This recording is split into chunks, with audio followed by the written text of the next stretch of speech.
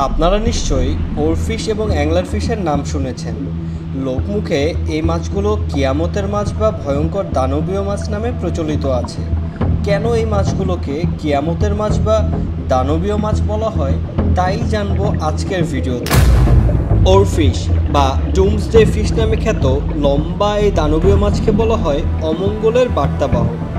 অত্যন্ত বিরল এই মাছ সাধারণত 30 থেকে 35 ফুট পর্যন্ত লম্বা হয়, তবে এটি সর্বোচ্চ 56 ফুট এবং ওজন 270 কেজি পর্যন্ত হতে পারে। এই মাছ সমুদ্রস্তর থেকে 200 থেকে 1000 মিটার গভীরে দ্য টুয়াইলাইট জোনে বসবাস করে, যেখানে সূর্যের আলো পর্যন্ত পৌঁছায় না। জাপানি লোককাহিনী অনুযায়ী সমুদ্রের গভীর থেকে দুর্লভ এই মাছ মাঝে মাঝে তীরে ভেসে আসে। বলা হয়ে থাকে বড় কোনো প্রাকৃতিক দুর্যোগ বা ভূমিকম্পের আগে এই মাছ গভীর সমুদ্র থেকে উপরে উঠে আসে। স্থানীয় জনগণের বিশ্বাস, যখনই এই মাছ দেখা যায় তখনই কোনো না কোনো দুর্যোগ ঘটে। কিন্তু এটি কি সত্যিই কোনো ভবিষ্যৎবাণী করতে পারে, নাকি এটি শুধুই কাকতালীয়? আপনাদের নিশ্চয়ই 2011 সালের মার্চ মাসে জাপানের প্রলয়নকারী ভূমিকম্প এবং সুনামির কথা মনে আছে। এই প্রলয়নকারী ভূমিকম্প এবং সুনামির কিছুদিন আগে এই মাছটি জাপানের সমুদ্র উপকূলে দেখা যায়। বিজ্ঞানীদের মতে ভূমিকম্পের সময় সমুদ্রের গভীরে পরিবেশ বদলে যায়, যার কারণে গভীর পানির কিছু প্রাণী ওপরে উঠে আসতে পারে। তবে এখন পর্যন্ত কোনো গবেষণায় প্রমাণ করতে পারেনি যে ওরফিশ সত্যি দুর্যোগের পূর্বাভাস দেয়। এই মাছের রহস্য এখনও অজানা।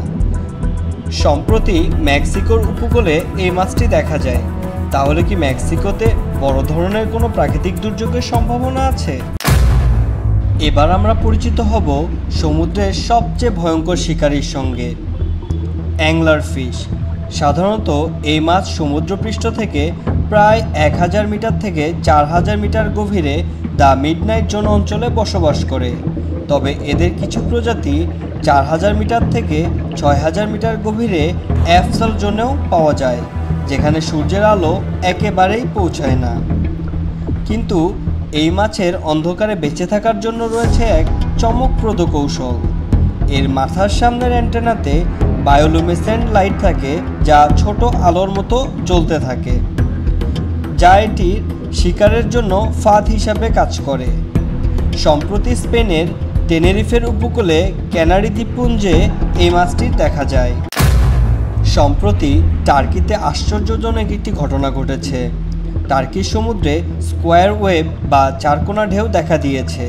স্কোয়ার ওয়েভ হলো এমন এক ধরনের ঢেউ যা সাধারণত 90 ডিগ্রি কোণে চলে এবং একে অপরকে ক্রস করে, ফলে এটি দেখতে একদম চেকারবোর্ড বা স্কোয়ারের মতো লাগে।